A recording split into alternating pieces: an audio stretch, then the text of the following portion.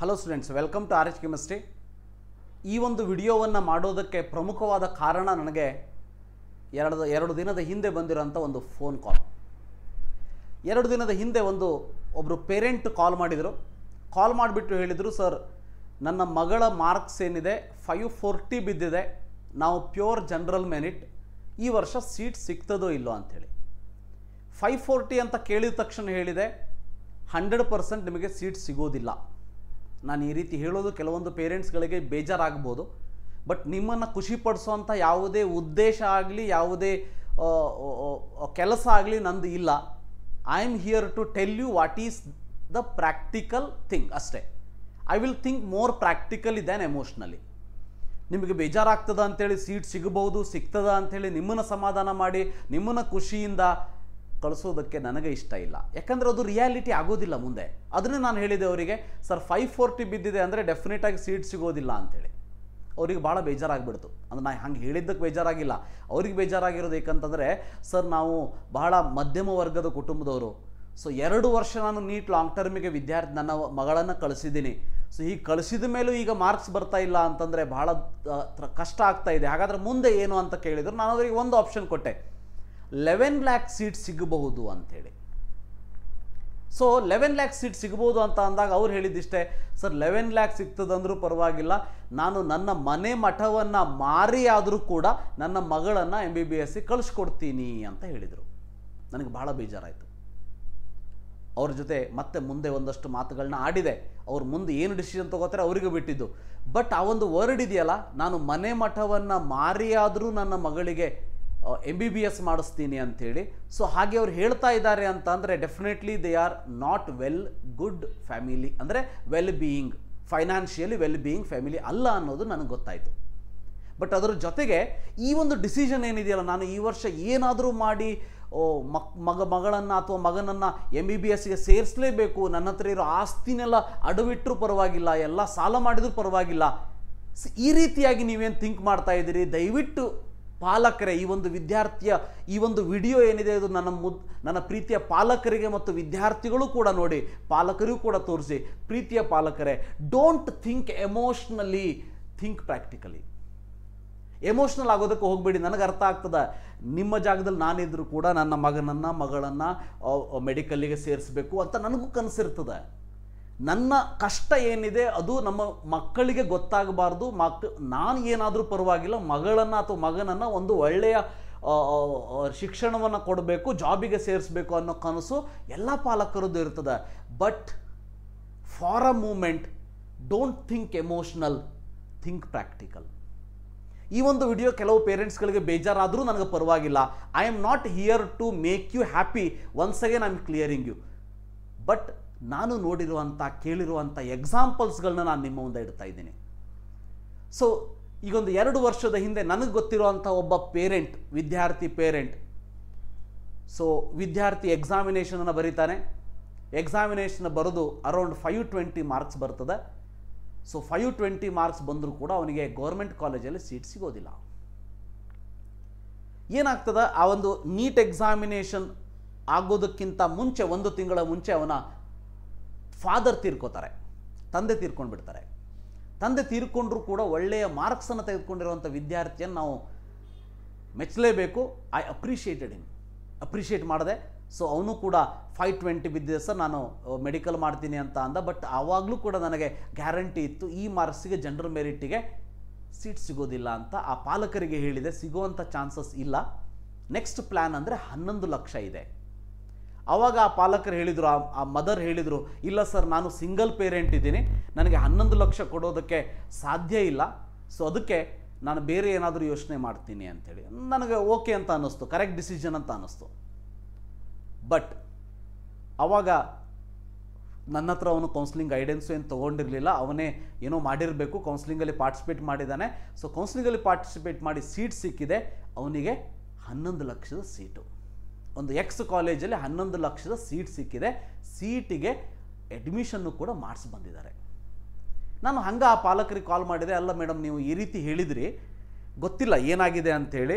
It's good decision. ನನಗೆ ಬೇರೆ ಯಾವುದೇ ರೀತಿ ನನಗೆ ಪ್ರಾಬ್ಲಮ್ ಇಲ್ಲ, ಗುಡ್ ಡಿಸಿಷನ್ನೇ.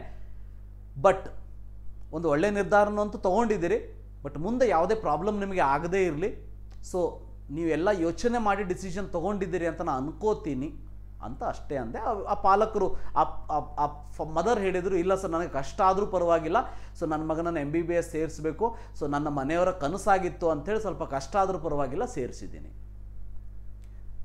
2022ದಲ್ಲಿ ಆಗಿದ್ದಿದ್ದು. 2023ಗೆ ನನಗೊಂದ್ಸಲ ಕಾಲ್ ಮಾಡ್ತಾರೆ ಅವರು, ಆ ಹುಡುಗ ಕಾಲ್ ಮಾಡ್ತಾನೆ, ಸರ್ ನನಗೆ ಈ ರೀತಿ ಪ್ರಾಬ್ಲಮ್ ಆಗಿದೆ, ಸೊ 11 ಲಕ್ಷ ಅಂತ ನಾನು ಹೋಗಿಬಿಟ್ಟೆ, ಬಟ್ ಈಗ ನೋಡಿದರೆ ನನ್ನ ಒಂದು ಅಂದಾಜು 15 ಲಕ್ಷ ತನಕ ಬರ್ತಾ ಇದೆ, 14 to 15 ಲ್ಯಾಕ್ ತನಕ ಬರ್ತಾ ಇದೆ, ನಮ್ಮ ಪಾಲಕರಿಗೆ ಅದಷ್ಟು ಕೊಡೋದಕ್ಕೆ ಆಗ್ತಾ ಇಲ್ಲ, ನಾನು ಈ ವರ್ಷ ಡಿಸ್ಕಂಟಿನ್ಯೂ ಮಾಡಬೇಕು ಅಂತ ಅಂದ್ಕೊಂಡಿದ್ದೀನಿ.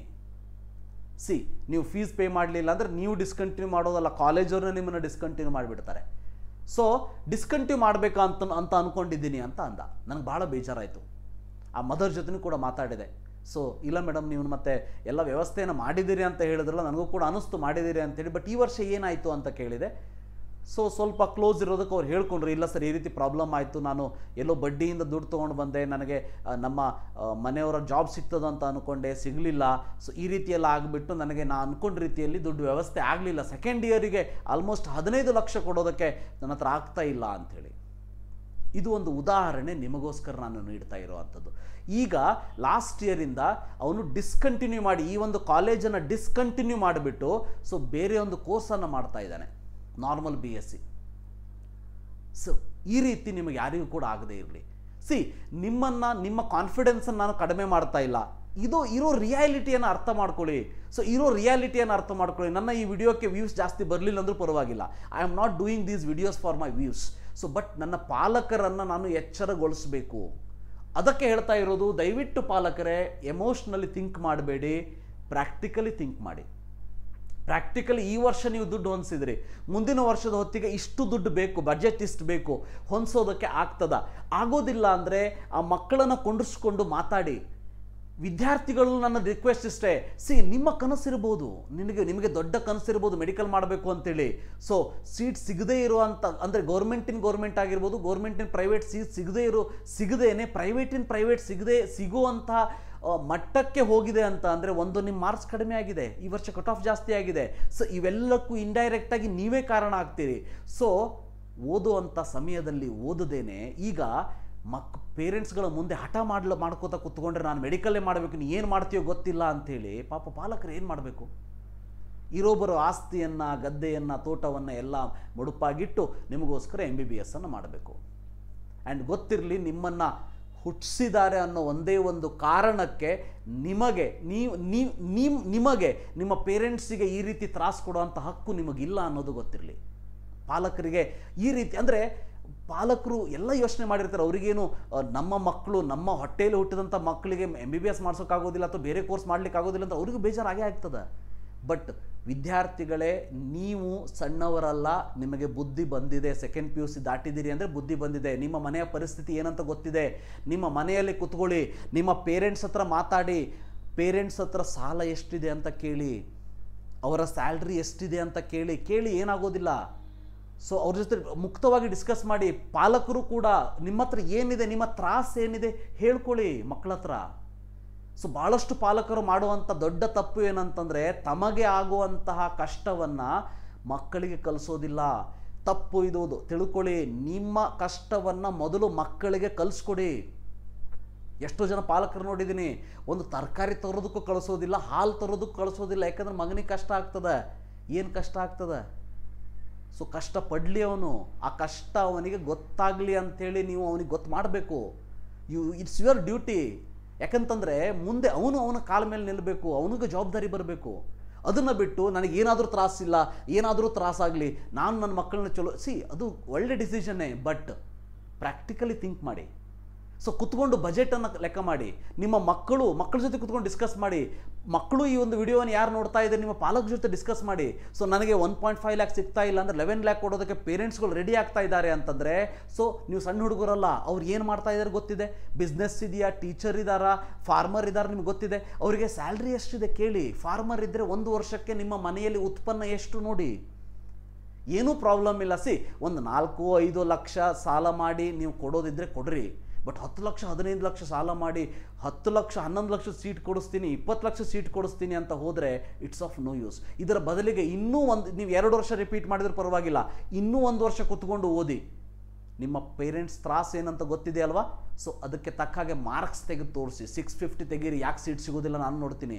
ಎಷ್ಟೇ ಕಟ್ ಆಫ್ ಜಾಸ್ತಿ ಆಗಲಿ 600 ಎಬೋ ತೆಗೀರಿ. I will show you, I will tell you how you will not get the seat ಅಲ್ವಾ? ಸೊ ಅದಕ್ಕೆ ಹೇಳ್ತಾ ಇದ್ದೀನಿ, ದಯವಿಟ್ಟು ಪಾಲಕರೇ ಮತ್ತು ಮಕ್ಕಳೇ ಎಮೋಷ್ನಲಿ ಯಾವುದೇ ಡಿಸಿಷನ್ ತೊಗೊಳೋದಕ್ಕೆ ಹೋಗಬೇಡಿ, ಪ್ರಾಕ್ಟಿಕಲಿ ಥಿಂಕ್ ಮಾಡಿ. ಪ್ರಾಕ್ಟಿಕಲಿ ನಿಮಗೆ ಥಿಂಕ್ ಮಾಡೋದಕ್ಕೆ ಕೆಲವೊಂದಷ್ಟು ಇನ್ಫಾರ್ಮೇಷನ್ ನಾನು ನಿಮಗೆ ಕೊಡ್ತಾ ಇರುವಂಥದ್ದು. ಪ್ಯೂರ್ ಗೌರ್ಮೆಂಟ್ 2023 ಫೀಸ್ ಸ್ಟ್ರಕ್ಚರ್ ಇದು. ಈ ವರ್ಷ 10% ಜಾಸ್ತಿ ಆಗ್ಬೋದು, ಗೊತ್ತಿರಲಿ, ಜಾಸ್ತಿ ಆಗ್ಬೋದು. ಸೊ ಪ್ಯೂರ್ ಗೌರ್ಮೆಂಟ್ ಸೀಟ್ ಸಿಕ್ಕರೆ, ಸೊ ಒಂದು ಪಾಯಿಂಟನ್ನು ನೀವು ಇಲ್ಲಿ ಅರ್ಥ ಮಾಡ್ಕೋಬೇಕು. ಪ್ಯೂರ್ ಗೌರ್ಮೆಂಟ್ ಅಂತ ಅಂದರೆ 60K KA ಫೀಸ್ ಆಗ್ತದೆ, ಅದಾದಮೇಲೆ 20 to 25K ಎಕ್ಸ್ಟ್ರಾ ಫೀಸ್ ಆಗ್ತದೆ. ಅದನ್ನು ಕೂಡ ನಾನು ನಿಮಗೆ ಇಲ್ಲಿ ತೋರಿಸ್ತೀನಿ. ಎಕ್ಸ್ಟ್ರಾ ಫೀಸ್ ಲಾಸ್ಟ್ ಇಯರ್ ಯಾವ್ಯಾವ ಕಾಲೇಜಲ್ಲಿ ಎಷ್ಟು ತೊಗೊಂಡಿದ್ದಾರೆ ಅನ್ನೋದನ್ನು ಕೂಡ ಕೊಡ್ತೀನಿ. ಸೊ ಅದ್ರ ಜೊತೆಗೆ 50 to 60K ನಿಮಗೆ ಹಾಸ್ಟೆಲ್ ಆಗ್ತದೆ. ಸೊ ಎಲ್ಲ ಸೇರಿಬಿಟ್ಟು ನಿಮಗೆ 1.5 ಲ್ಯಾಕ್ ತನಕ ಬಜೆಟ್ ಇರಬೇಕು. ಎಲ್ಲಿ? ಪ್ಯೂರ್ ಗೌರ್ಮೆಂಟಲ್ಲಿ. ನಿಮ್ಮ ಕಾನ್ಫಿಡೆನ್ಸನ್ನು ಕಡಿಮೆ ಮಾಡುವಂಥ ಕೆಲಸನ ಮಾಡ್ತಾ ಇಲ್ಲ, ಡೋಂಟ್ ವರಿ. ಅಥವಾ ನಿಮ್ಮ ಲೆವೆಲನ್ನು ಕಡಿಮೆ ಮಾಡ್ತಾ ಇಲ್ಲ, ಬಟ್ ನಿಮ್ಮ ಲೆವೆಲ್ ಏನು ಅನ್ನೋದನ್ನು ನೀವು ಥಿಂಕ್ ಮಾಡಿ ಅಂತ ಹೇಳ್ತಾ ಇದ್ದೀನಿ. 1.5 ಲ್ಯಾಕ್ ಆಗ್ತದೆ. ಗೌರ್ಮೆಂಟ್ ಇನ್ ಪ್ರೈವೇಟ್ ಹೋದ್ರಿ ಅಂತಂದರೆ 1.5K ಅಲ್ಲ, ಇದು 5 ಲ್ಯಾಕ್, ಇದು 5 ಲ್ಯಾಕ್. ಸೊ KA ಫೀಸ್ ಆಗ್ತದೆ. ಎಕ್ಸ್ಟ್ರಾ ಫೀಸ್ ಎಷ್ಟು ಅಂತ ಬರೋದಿಲ್ಲ. ಎಷ್ಟು? ಒಂದೊಂದು ಕಡೆ 40 ಇರ್ಬೋದು, ಒಂದೊಂದು ಕಡೆ 50 ಇರ್ಬೋದು, ಒಂದೊಂದು ಕಡೆ 1 ಲ್ಯಾಕ್ ಇರ್ಬೋದು, ಒಂದೊಂದು ಕಡೆ 2 ಲಕ್ಷ ಇರ್ಬೋದು. ಸೊ ಡಿಪೆಂಡಿಂಗ್ ಆನ್, ಅದು ಕೂಡ ತೋರಿಸ್ತೀನಿ ನಾನು. So extra fees plus hostel ಅಂತೂ ಅವ್ರ ಮನಸ್ಸಿಗೆ ಬಂದದ ಮಾತು ಹೇಳ್ತಾರೆ. 1.5 ಹೇಳ್ತಾರೆ, 1.8 ಹೇಳ್ತಾರೆ, 2.8 ಹೇಳ್ತಾರೆ. ಅಲ್ಲಿ ಹಾಸ್ಟೆಲ್ ಏನು ಫುಡ್ ತಿನ್ನಿಸ್ತಾರೋ ಅಥವಾ ಏನು ಪಿಜ್ಜಾ ತಿನ್ನಿಸ್ತಾರೋ ಗೊತ್ತಿಲ್ಲ ನನಗೆ. ಸೊ ಹಾಸ್ಟೆಲ್ ಫೀಸು, ಸೊ ಇವೆಲ್ಲ ಸೇರಿದರೆ ನಿಮಗೆ ಮಿನಿಮಮ್ ನಾ ಹೇಳ್ತಾ ಇರೋದು 4 to 5 ಲ್ಯಾಕ್ ಬೇಕು. 1.5 ಲ್ಯಾಕ್ ಅಂತ ಹೋದಂಥ ವಿದ್ಯಾರ್ಥಿ 4 to 5 ಲ್ಯಾಕ್ ಕೊಡೋದಕ್ಕೆ ರೆಡಿ ಇರಬೇಕು. ವಿದ್ಯಾರ್ಥಿಗಳೇ ಮತ್ತು ಪಾಲಕರೇ, ನಿಮ್ಮ ಬಜೆಟ್ ಎಷ್ಟು ಅನ್ನೋದನ್ನು ನೋಡ್ಕೊಳ್ಳಿ. ನೆಕ್ಸ್ಟು ನಾವೇನು ಹೇಳಿಬಿಡ್ತೀವಿ 11 ಲಕ್ಷ ಫೀಸು, 11 ಲಕ್ಷ ಸೀಟು ಅಂತೇಳಿ. 11 ಲಕ್ಷ ಸೀಟ್ ಅಂದ್ರೆ 11 ಲಕ್ಷನ ಆಗೋದು ಇಲ್ಲ. ಎಲ್ಲ ಸೇರಿದರೆ 14 to 15 ಲ್ಯಾಕ್ ಬೇಕು ನಿಮಗೆ ಪರ್ ಇಯರು. ಮತ್ತೊಂದು ಸರಿ ಹೇಳ್ತೀನಿ, ಎಮೋಷ್ನಲ್ಲಿ ಡಿಸಿಷನ್ ತಗೋಬೇಡಿ, ಪ್ರಾಕ್ಟಿಕಲಿ ಥಿಂಕ್ ಮಾಡಿ. 11 ಲ್ಯಾಕ್ KA ಫೀಸ್ ಪೇ ಮಾಡಿದ್ರಿ. Hostel fees, so hostel fees ಮತ್ತೆ ಸೇಮ್ 1.5, 1.6, 2.5 ಏನು ಬೇಕಾದ್ರು ಬಾಯಿ ಬಂದಿದ್ದು ಹೇಳ್ತಾರೆ ಅವರು. ಸೊ ಎಕ್ಸ್ಟ್ರಾ ಫೀಸು ಬಾಯಿಗೆ ಬಂದಿದ್ದು ಹೇಳ್ತಾರೆ. ಇವೆಲ್ಲ ಸೇರಿಸಿದರೆ 14 to 15 ಲ್ಯಾಕ್ ಪರ್ ಇಯರ್ ಬೇಕು ನಿಮಗೆ. Think practically, not emotionally. Decision ತಗೋಬೇಕಾದ್ರೆ 11 ಅಂದರೆ 11 ಅಲ್ಲ, ಇದು 15, 16 ನೆನ್ಪಿಟ್ಕೊಳ್ಳಿ. ಅಂದರೆ ನಿಮಗೆ 4.5 ವರ್ಷ MBBS ಮುಗಿಸೋದಕ್ಕೆ ಮಿನಿಮಮ್ ಒಂದು 70 to 80 ಲ್ಯಾಕ್ ಬೇಕು ನಿಮಗೆ. ಯಾರಿಗೆ ಪ್ರಾಬ್ಲಮ್ಮೇ ಇಲ್ಲ 11 ಲಕ್ಷ ಖುಷಿಯಿಂದ ಹೋಗಿ. ಬಟ್ ಈ ವಿಡಿಯೋ ನನ್ನ ಪ್ರೀತಿಯ ಪಾಲಕರು ಮತ್ತು ವಿದ್ಯಾರ್ಥಿಗಳು ಯಾರು ಮಧ್ಯಮ ವರ್ಗದಲ್ಲಿ ಸೀಟು ನನಗೆ 1.5 ಸಿಗ್ತಾ ಇಲ್ಲ, ಆ ಒಂದು ಫ್ರಸ್ಟ್ರೇಷನ್ಗೆ ಒಳಗಾಗಿ ನಾನು ಏನಾದರೂ ಆಗಲಿ 11 ಲಕ್ಷಕ್ಕೆ ಸೀಟ್ ಕೊಡಿಸ್ಬಿಡ್ತೀನಿ MBBS ಅಂತೇಳಿ ಏನು ಹೋಗ್ತಾ ಇದ್ದೀರಿ, ಅಂತಹ ವಿದ್ಯಾರ್ಥಿಗಳಿಗೆ ಪಾಲಕರಿಗೆ ಎಚ್ಚರಿಸೋದಕ್ಕೆ ಈ ಒಂದು ವಿಡಿಯೋವನ್ನು ನಾನು ಮಾಡ್ತಾ ಇರುವಂಥದ್ದು. ಸೊ ವೆರಿ ಇಂಪಾರ್ಟೆಂಟ್ ಗೊತ್ತಿರಲಿ. ಈಗ ಎಕ್ಸ್ಟ್ರಾ ಫೀಸ್ ಎಷ್ಟು ತೊಗೋತಾರೆ ಅನ್ನೋದನ್ನು ನಾನು ನಿಮಗೆ ಲಾಸ್ಟ್ ಇಯರ್ ಬೇಸ್ ಮೇಲೆ ಹೇಳ್ತಾ ಹೋಗ್ತೀನಿ. ಲಾಸ್ಟ್ ಇಯರ್ ಬೇಸ್ ಮೇಲೆ ನಾನು ಹೇಳೋದು. ಸೊ ಈ ಒಂದು PDF ನಿಮಗೆ ಎಲ್ಲೂ ಲಭ್ಯ ಇರೋದಿಲ್ಲ. ಇಷ್ಟೊಂದು ಡೀಟೇಲ್ ಆಗಿ ನಿಮಗೆ ಯಾರು ಕೊಡೋದಕ್ಕೂ ಕೂಡ ಸಾಧ್ಯ ಇಲ್ಲ. ನನ್ನ ಪರ್ಸ್ನಲ್ ಗೈಡೆನ್ಸ್ ಬೇಕು ಅಂತ ಇದ್ದರೆ 8277448606ಗೆ ಮೆಸೇಜ್ ಮಾಡಿ. So that you are going to get the personal guidance from me with the minimal fees. So fine. ಇಲ್ಲಿ ನೋಡಿ, Bengaluru medical college, government medical college, ಇಂಥ ಕಾಲೇಜಲ್ಲಿ ನಿಮಗೆ 10,850 ರೂಪಾಯಿ ಲಾಸ್ಟ್ ಇಯರ್ ತೊಗೊಂಡಿರುವಂಥದ್ದು, ಹೌದಾ? ಸೊ 48,600 ಹಾಸ್ಟೆಲ್ ಫೀಸ್ ಇದೆ, 48,600. ಮೈಸೂರು ಮೆಡಿಕಲ್ ಕಾಲೇಜ್ 7,700 ಎಕ್ಸ್ಟ್ರಾ ತೊಗೊಂಡಿದ್ದಾರೆ, ಈ ವರ್ಷ ಜಾಸ್ತಿ ಆಗ್ಬೋದು. So 12K per year, 5K per month mess bill ಇದೆ. 12,000 ಒಂದು ವರ್ಷಕ್ಕೆ, 5,000 ಪರ್ ಮಂತ್ ಮೆಸ್ ಬಿಲ್ ಇದೆ ಅಲ್ಲಿ. ನೆಕ್ಸ್ಟ್ ನೋಡಿ, ಶ್ರೀ ಅಟಲ್ ಬಿಹಾರಿ 20,470 ಇದೆ ಎಕ್ಸ್ಟ್ರಾ ಫೀಸು. ಅದ್ರ ಜೊತೆ 20,800 ನಿಮಗೆ. ಸೊ ಅಲ್ಲಿ ಇದಿದೆ, ಏನದು ಹಾಸ್ಟೆಲ್ ಫೀಸ್ ಇದೆ. ಸೊ ಇದು ನಾನು ಎಕ್ಸಾಕ್ಟಾಗಿ ಕಾಲೇಜಿಗೆ ಭೇಟಿ ಕೊಟ್ಟು ಮಾಡಿದ್ದಲ್ಲ, ನೆಕ್ಸ್ಟ್ ಇಯರ್ ಹೊತ್ತಿಗೆ ಅದನ್ನು ಕೂಡ ಮಾಡ್ತೀನಿ ನಿಮಗೋಸ್ಕರ. ಆದರೆ ಇದು ನನ್ನ ವಿದ್ಯಾರ್ಥಿಗಳು ಯಾರ್ಯಾರು ಅಲ್ಲಿ ಜಾಯಿನ್ ಆಗಿದ್ದಾರೆ ಅವರಿಂದ ಬಂದಿರುವಂಥ ಇನ್ಫಾರ್ಮೇಷನ್ ನಾನು ನಿಮಗೆ ಹೇಳ್ತಾ ಇರುವಂಥದ್ದು. ಸೊ ಕಿಮ್ಸಲ್ಲಿ ನೋಡಿ 10,100, 45,800 ಹಾಸ್ಟೆಲ್ ಫೀಸು. ವಿಜಯನಗರದಲ್ಲಿ, ಬಳ್ಳಾರಿಯಲ್ಲಿ 5,060, 27,200 ಎಕ್ಸ್ಕ್ಲೂಡಿಂಗ್ ಮೆಸ್ ಅಂತಂದರೆ ಊಟಕ್ಕೆ ಸಪ್ರೇಟ್ ತಗೋತಾರೆ. ಸೊ ಮಂಡ್ಯದಲ್ಲಿ 5,900 ಆ್ಯಂಡ್ 70,000 ಹಾಸ್ಟೆಲ್ ಫೀಸು. ಸೊ ಬೆಳಗಾಮಲ್ಲಿ 6,430 ರೂಪೀಸ್ ಎಕ್ಸ್ಟ್ರಾ, 10K ಡಿಪಾಸಿಟ್ ತಗೋತಾರೆ, 9K ಫೀಸ್ ತಗೋತಾರೆ ಹಾಸ್ಟೆಲ್ ಫೀಸು, ಮೆಸ್ ಎಕ್ಸ್ಟ್ರಾ ತಗೋತಾರೆ. ಮೆಸ್ ಎಕ್ಸ್ಟ್ರಾ ಅಂದರೆ ಪರ್ ಮಂತ್ 4,000, 5,000 ತಗೋಬಹುದು. ಬೆಳಗಾಂ ಆದಮೇಲೆ ನೆಕ್ಸ್ಟ್ ನೋಡಿ ಶಿವಮೊಗ್ಗದಲ್ಲಿ 21,050 ರೂಪೀಸ್ ಇದೆ. So 9,000 per year, 4,600 per month mess bill ಇದೆ. ಸೊ ಹಾಸನದಲ್ಲಿ 10,650 ಇದೆ extra fees. So KA fees ಬಿಟ್ಟು ಹೇಳ್ತಾ ಇದ್ದೀನಿ ನಾನು. KA fees for these government colleges are remember 60,000. So 15,400 plus mess extra around 3,500 per month ಇದೆ. ಗುಲ್ಬರ್ಗದಲ್ಲಿ 10,100 ಪ್ಲಸ್ ಹಾಸ್ಟೆಲ್ ಫೀಸ್ ನೋಡಿ 24,500 ಪ್ಲಸ್ 5,000 ಡಿಪಾಸಿಟ್ ಇದೆ. ಸೊ ಗದಗದಲ್ಲಿ 16,200, 22K first one time payment ಇರ್ತದೆ, 2,000 ಪರ್ ಮಂತ್ ಇರ್ತದೆ. ಸೊ ಚಾಮರಾಜನಗರದಲ್ಲಿ ನೋಡಿ, ಸೊ 16,900, 77,000 ಹಾಸ್ಟೆಲ್ ಫೀಸು. ಸೊ ರಾಯಚೂರಲ್ಲಿ 19,300, 10K deposit, 9,000 per year, 2,500 per month mess bill ಇದೆ. ಸೊ ಕೊಡಗುದಲ್ಲಿ 17,300, so 9K rent, so 16K deposit ಇದೆ. ಸೊ ಬೀದರ್ದಲ್ಲಿ 7,400 ಇದೆ, 5,000 maintenance fees of mess paid only once and later on 2,500 rupees per month, 32,600 per year. So ಇದು ಕೊಡಗುದಲ್ಲಿ ಇರುವಂಥದ್ದು, ಬೀದರ್ದಲ್ಲಿ ಇರುವಂಥದ್ದು. ಕೊಪ್ಪಳದಲ್ಲಿ ನೋಡಿ 16,300, 24,000 ಎಕ್ಸ್ಕ್ಲೂಡಿಂಗ್ ಮೆಸ್. ಕಾರವಾರದಲ್ಲಿ 7,000 ಫೀಸ್, 32,000 ಎಕ್ಸ್ಕ್ಲೂಡಿಂಗ್ ಮೆಸ್ ಇದೆ. ಸೊ 54,000 ಇನ್ಕ್ಲೂಡಿಂಗ್ ಮೆಸ್ ಇದೆ. ಹೌದಾ? So ESI medical college 5K deposit ತಗೋತಾರೆ, 10K per year this mess ತಗೋತಾರೆ, ಅಂದರೆ ಹಾಸ್ಟೆಲ್ ಫೀಸು. ESIದಲ್ಲೂ ಕೂಡ ಸೇಮ್, ಮೆಡಿಕಲ್ ಗುಲ್ಬರ್ಗ ಮತ್ತು ಬೆಂಗಳೂರಲ್ಲಿ ಸೇಮ್. ಹಾಗೆ ಸೊ ಒಂದ್ಸಲ ಇಲ್ಲಿ ಏನು ನಾನು ನಿಮ್ಗೆ ತೋರಿಸ್ತಾ ಇದ್ದೀನಿ ಇದನ್ನು ಸ್ಕ್ರೀನ್ಶಾಟ್ ತೊಗೊಂಡ್ಬಿಡಿ. ಸ್ಕ್ರೀನ್ಶಾಟ್ ಈಗ ನೋಡಿ, ಗೌರ್ಮೆಂಟ್ ಇನ್ ಪ್ರೈವೇಟಲ್ಲಿ ಮಜಾ ಇರೋದು. ಗೌರ್ಮೆಂಟ್ ಇನ್ ಪ್ರೈವೇಟಲ್ಲಿ ನೋಡಿ ಇಲ್ಲಿ MS ರಾಮಯ್ಯ ಮೆಡಿಕಲ್ ಕಾಲೇಜಲ್ಲಿ 60,500 ರೂಪೀಸ್ ನಿಮಗೆ ಎಕ್ಸ್ಟ್ರಾ ಫೀಸ್ ತಗೋತಾರೆ. 85K ಸಿಂಗಲ್ ಶೇರಿಂಗ್ ಇದೆ, 57K ಡಬಲ್ ಶೇರಿಂಗ್ ಇದೆ. ಐ ಹೋಪ್ ಇದು ಎಕ್ಸ್ಕ್ಲೂಡಿಂಗ್ ಮೆಸ್ ಇರ್ಬೋದು, ವಿತ್ ಮೆಸ್ ಅಂತೂ ಇರೋದಕ್ಕೆ ಸಾಧ್ಯ ಇಲ್ಲ. ಸೊ ಕೆಂಪೇಗೌಡ ಕಿಮ್ಸಲ್ಲಿ 70,000 ಎಕ್ಸ್ಟ್ರಾ ತಗೋತಾರೆ, 1.08 ಲ್ಯಾಕ್ ಇದೆ ಹಾಸ್ಟೆಲ್ ಫೀಸು, 1.08 ಲ್ಯಾಕ್. ಸೊ ವೈದೇಹದಲ್ಲಿ ನೋಡಿ 1.25 ಲ್ಯಾಕ್ ತಗೋತಾರೆ, ಒನ್ ಟೈಮ್ ಫೀಸ್ ಇದು. ಇವೆಲ್ಲ ಪ್ರತಿ ವರ್ಷ ತಗೊಳ್ಳೋವಂಥದ್ದು. ಒನ್ ಟೈಮ್ ಫೀಸ್ 1.85 ಲ್ಯಾಕ್ ಇದೆ ನೋಡಿ. ಹಾಸ್ಟೆಲ್ಲು 1.85 ಲ್ಯಾಕ್ ಇದೆ. ಇವರೇನು ಫುಡ್ ದಿವಸ ಏನು ಪಿಜ್ಜಾ ತರಿಸ್ಕೊಡ್ತಾರೋ ಏನೋ ಇದು ಕೊಡ್ತಾರೋ ಗೊತ್ತಿಲ್ಲ ನನಗೆ, ಬಟ್ 1.85 ಲ್ಯಾಕ್. ಸೊ ಅಂದರೆ ಯಾವ ರೀತಿ ಇದೆ ನೋಡಿ. SDM ಅಲ್ಲಿ 62,000 ನಿಮಗೆ ಎಕ್ಸ್ಟ್ರಾ ಫೀಸ್ ತಗೋತಾರೆ. ಧಾರವಾಡದಲ್ಲಿ 1.32 ಲ್ಯಾಕ್ ಇದೆ. 1.3 ಇಂದ 1.6, 1.8 ಬೇರೆ ಬೇರೆ ಅವ್ರದ್ದು ಪ್ಲ್ಯಾನ್ಸ್ ಇದೆ, ಆ ಪ್ರಕಾರ ತಗೋತಾರೆ. ಸಿಂಗಲ್ ಶೇರಿಂಗ್, ಡಬಲ್ ಶೇರಿಂಗ್ ಅಂತೇಳಿ. ಇವಷ್ಟು ಕೂಡ ಗೊತ್ತಿರಲಿ, ಎಕ್ಸಾಕ್ಟಾಗಿ ಇದೇ ರೀತಿ ಇದೆ ಅಂತಲ್ಲ, ನನ್ನ ವಿದ್ಯಾರ್ಥಿಗಳಿಂದ ತೆಗೆದುಕೊಂಡಿರುವಂಥ ಮಾಹಿತಿಯನ್ನು ನಿಮ್ಮ ಮುಂದೆ ನಾನು ಇಡ್ತಾ ಇರುವಂಥದ್ದು. ಇದರಲ್ಲಿ ಯಾವುದೋ ರಾಂಗ್ ಆಗಿದ್ದರೆ ದಯವಿಟ್ಟು ಕ್ಷಮಿಸ್ಬಿಡಿ. ಸೊ ನೆಕ್ಸ್ಟ್ ನೋಡಿ, ಜಯಚಾಮರಾಜೇಂದ್ರ JJMMCಯಲ್ಲಿ 45K ಪರ್ ಇಯರ್ ತಗೋತಾರೆ, 57K ನಾನ್ AC, 85K AC, current bill extra. ನೋಡಿ ಎಷ್ಟು ಮಜಾ ಇದೆ ಅಲ್ವಾ? ಸೊ ಎಲ್ಲ 57K ನಾನ್ AC ಅಂತೆ, AC ಬೇಕಂದ್ರೆ 85K, ಕರೆಂಟ್ ಬಿಲ್ ಎಕ್ಸ್ಟ್ರಾ ಕೊಡಬೇಕಂತೆ. KMC ಮಂಗಳೂರಲ್ಲಿ 1 ಲ್ಯಾಕ್ ಎಕ್ಸ್ಟ್ರಾ ತಗೋತಾರೆ, ಪ್ರತಿ ವರ್ಷ ತಗೋಬೋವಂಥದ್ದು. 25K deposit, 1.61 lakh AC, 1.31 lakh non AC, ಯಾಕಂದರೆ ಶೆಕೆ ಇರ್ತದಲ್ಲ ಮಂಗಳೂರಲ್ಲಿ, ಸೊ ಅದಕ್ಕಾಗಿ AC ಮತ್ತು ನಾನ್ AC. ಸೊ JSS ಮೈಸೂರಲ್ಲಿ 1.3 ಲ್ಯಾಕ್ ಫಸ್ಟ್ ಇಯರಲ್ಲಿ, 30K from second year. So 1,06,000 3 ಶೇರಿಂಗ್ಗೆ, 1,06,000 3 ಶೇರಿಂಗಿಗೆ. ಫಾದರ್ ಮುಲ್ಲರಲ್ಲಿ 85K ಎಕ್ಸ್ಟ್ರಾ ತಗೋತಾರೆ, 1.18 lakh hostel. So KS Hegde medical college ಮಂಗಳೂರಲ್ಲಿ 97,500 ಎಕ್ಸ್ಟ್ರಾ ಫೀಸು, 1.1 ಲ್ಯಾಕ್. ಇದು ಒಂದಷ್ಟೆಲ್ಲ ಏನಿದೆ, ಇದು ಪರ್ ಇಯರ್ ತಗೋತಾರೋ ಅಥವಾ ಎವ್ರಿ ಇಯರ್ ಅಂದರೆ ಓನ್ಲಿ ಫಸ್ಟ್ ಇಯರ್ ತಗೋತಾರೆ, ಅಷ್ಟು ಕ್ಲಿಯರ್ ಇನ್ಫಾರ್ಮೇಷನ್ ಇಲ್ಲ. ಯಾಕಂದರೆ ಈಗ ಅವರು ಸೆಕೆಂಡ್ ಇಯರ್ ಬಂದಾಗ ಗೊತ್ತಾಗ್ತದೆ ಏನು ಅಂಥೇಳಿ. ಬಟ್ ಇದೆಲ್ಲ ಹೇಗೆ ಅಂತಂದರೆ, ನಾವು ಈಜೋದಕ್ಕೆ ನೀರೊಳಗೆ ಬಿದ್ದುಬಿಟ್ಟಿದ್ದೀವಿ, ಮೈ ಒದ್ದೆ ಆಗೇ ಬಿಡ್ತದೆ. ಮೈ ಒದ್ದೆ ಆಗದೇನೆ ನಾನು ನೀರಿಂದ ಹೊರಗೆ ಬರ್ತೀನಿ ಅಂತ ಸಾಧ್ಯ ಇಲ್ಲ, ಹೌದಾ? ಸೊ ಒದ್ದೆ ಆಗುವಂಥ ಪರಿಸ್ಥಿತಿ ಇದು. ಸೊ BGSದಲ್ಲಿ ನೋಡಿ, BGSಲ್ಲಿ 75K ಎಕ್ಸ್ಟ್ರಾ ತಗೋತಾರೆ, 18,300 ಎಕ್ಸ್ಟ್ರಾ ತಗೋತಾರೆ, 1.2 lakh double, 1.4 lakh single. AJ institute of medical ಸೈನ್ಸಲ್ಲಿ 81K ಎಕ್ಸ್ಟ್ರಾ ತಗೋತಾರೆ, 1.63 ಲ್ಯಾಕ್. ಎಲೆಕ್ಟ್ರಿಸಿಟಿ ಬಿಲ್ ಎಕ್ಸ್ಟ್ರಾ ಕೊಡಬೇಕು ನೀವು, 1.63 ಲ್ಯಾಕು ನಿಮ್ಮ ರೂಮಿಗೆ ಎಲೆಕ್ಟ್ರಿಸಿಟಿ ಎಕ್ಸ್ಟ್ರಾ. SSIM ದಾವಣಗೆರೆಯಲ್ಲಿ 45K ತಗೋತಾರೆ, ಇದು ಪರ್ ಇಯರ್ ಇರಬೇಕು. 46.5K hostel, mess 4K per month. ಎಷ್ಟು ಮಜಾ ಇದೆ ಅಲ್ವಾ? ಸೊ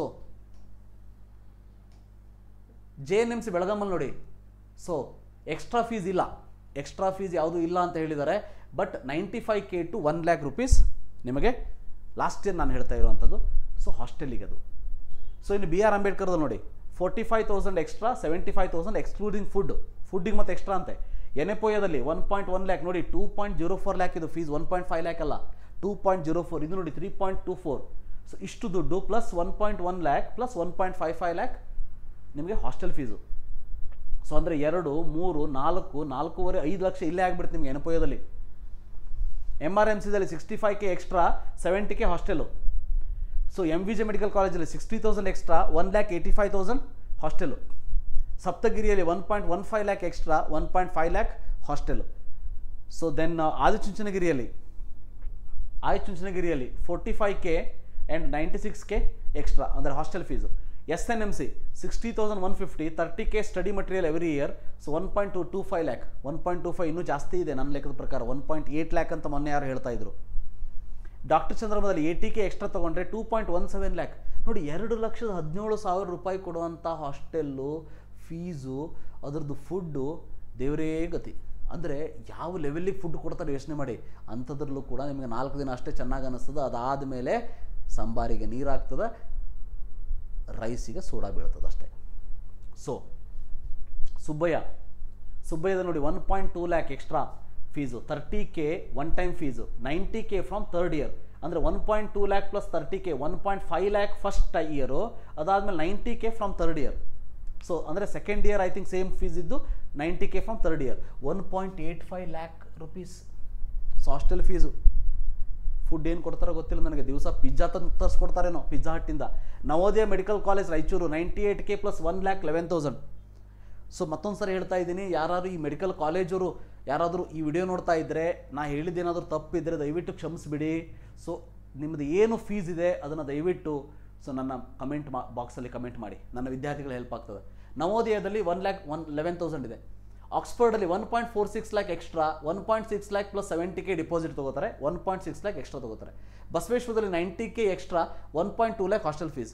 ಈಸ್ಟ್ ಪಾಯಿಂಟಲ್ಲಿ 1,13,000 ಎಕ್ಸ್ಟ್ರಾ ಫೀಸ್, 1.45 lakh 3 ಶೇರಿಂಗಿಗೆ ಫೀಸನ್ನು ತೊಗೊಳ್ಳೋವಂಥದ್ದು.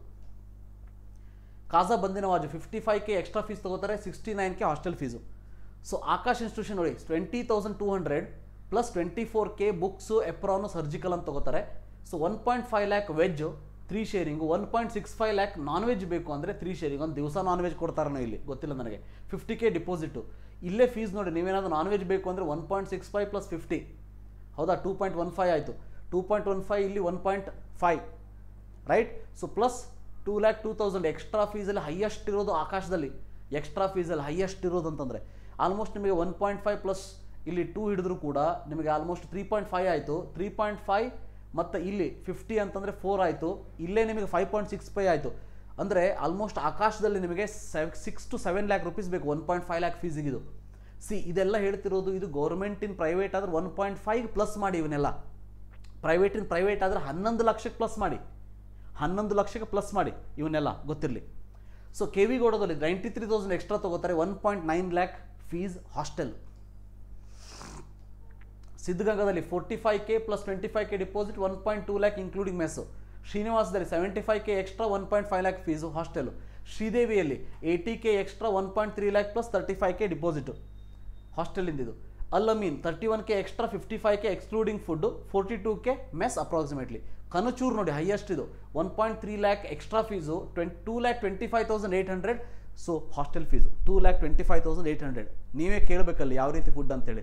ಬಟ್ ಅಲ್ಲಿ ಹೋದವರು ಹೇಳ್ತಾ ಇದ್ರು ಸರ್ ಫುಡ್ ಚೆನ್ನಾಗಿಲ್ಲ ಅಂತೇಳಿ. ಅಂದರೆ 2,25,800 rupees ಕೊಟ್ಟು ಫುಡ್ ಚೆನ್ನಾಗಿಲ್ಲ ಅಂತಂದರೆ ಸೊ ಏನು ಮಾಡ್ಬೇಕು ಹೇಳಿ. ಅದೇ ದುಡ್ಡಲ್ಲಿ ನಾವು 2 ವರ್ಷ ಹೊರಗಡೆ PG ಮಾಡ್ಕೊಂಡಿರ್ಬೋದು. ಬಟ್ ಅವ್ರು ಏನು ಹೇಳ್ತಾರೆ, ಸೊ ಕಂಪಲ್ಸರಿ ಮೆಸ್ ಅಂದ್ಬಿಡ್ತಾರೆ. ಸೊ ದುಡ್ಡು ತುಂಬಲೇಬೇಕು ನೀವು, ಗೊತ್ತಿರಲಿ. ಸೊ ಚಾಮುಂಡೇಶ್ವರಲ್ಲಿ 45K extra, 2.1 lakh extra hostel fees. JJMMC ಹುಬ್ಳಿಯಲ್ಲಿ ಇದೇನು ಎಕ್ಸ್ಟ್ರಾ ಇಲ್ಲ, ಆದರೂ ಒಂದು 30,000 ತೊಗೋತಾರೆ. ಸೊ 1,54,400 rupees ಹಾಸ್ಟೆಲ್ ಫೀಸ್ ಇದೆ. ಸೊ ಬಟ್ ಕಾಲೇಜ್ ಫೀಸ್ ನೋಡಿ 6.41 lakh.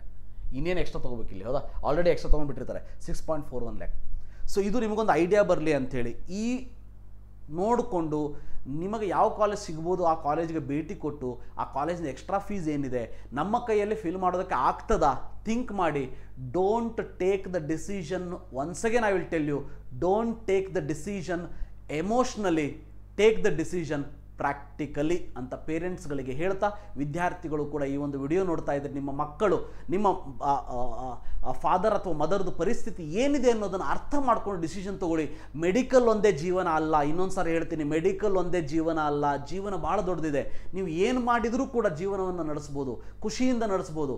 ಬಟ್ ಭಾಳ ಸಾಲ ಮಾಡಿಬಿಟ್ಟು ಏನೇನೇನೆಲ್ಲ ಮಾಡಿಕೊಂಡು ಮುಂದೆ ಯಾವ್ಯಾವುದೋ ಡಿಸಿಷನ್ಗೆ ಕಾರಣ ಆಗುವಂಥ ಡಿಸಿಷನ್ಗಳನ್ನ ತೆಗೆದುಕೊಳ್ಳೋಕ್ಕೆ ಹೋಗಬೇಡಿ ಅಂತ ಹೇಳ್ತಾ ಈ ಒಂದು ವಿಡಿಯೋನ ಇಲ್ಲೇ ಮುಗಿಸೋಣಂತೆ. Thank you for watching. Have a nice day.